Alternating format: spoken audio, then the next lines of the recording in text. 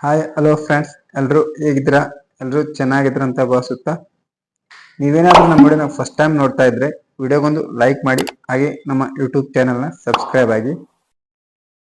So ಇಂಧನ ಇಲಾಖೆಯಲ್ಲಿ ಖಾಲಿ ಇರುವ 2000 ಜೂನಿಯರ್ ಪವರ್ಮ್ಯಾನ್ ಉದ್ಯೋಗಗಳು ಹಾಗೆ 400 ಜೂನಿಯರ್ ಸ್ಟೇಷನ್ ಅಟೆಂಡೆಂಟ್ ಉದ್ಯೋಗಗಳಿಗೆ ಏನೈತಿ ಅನುಮೋದನೆ ಸಿಕ್ಕೈತಿ.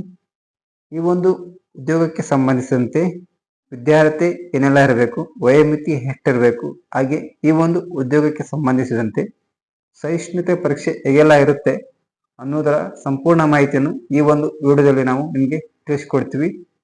ವಿಡಿಯೋನ ಸ್ಕಿಪ್ ಮಾಡದೆ ಪೂರ್ತಿಯಾಗಿ ನೋಡಿ.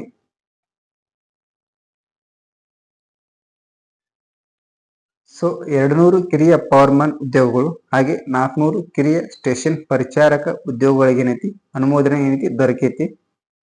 ಸೊ ಈ ಒಂದು ಉದ್ಯೋಗಕ್ಕೆ ಸಂಬಂಧಿಸಿದಂತೆ ವಿದ್ಯಾರ್ಥಿಯು ಕನಿಷ್ಠ SSLC ಪಾಸ್ ಆಗಿರಬೇಕು. ಹಾಗೆ ಈ ಒಂದು ಉದ್ಯೋಗಕ್ಕೆ ಸಂಬಂಧಿಸಿದಂತೆ ವಯೋಮಿತಿ ನೋಡೋದಾದರೆ ಕನಿಷ್ಠ 18 ವರ್ಷ ಆಗಿರಬೇಕು.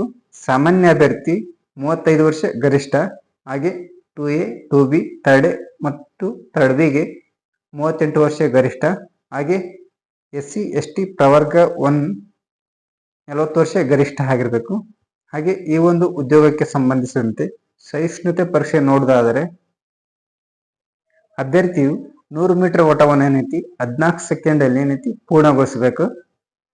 ಹಾಗೆ 1 ನಿಮಿಷದಲ್ಲಿ 50 ಬಾರಿ ಏನೈತಿ ಸ್ಕಿಪ್ಪಿಂಗ್ ಮಾಡಬೇಕಾಗುತ್ತೆ.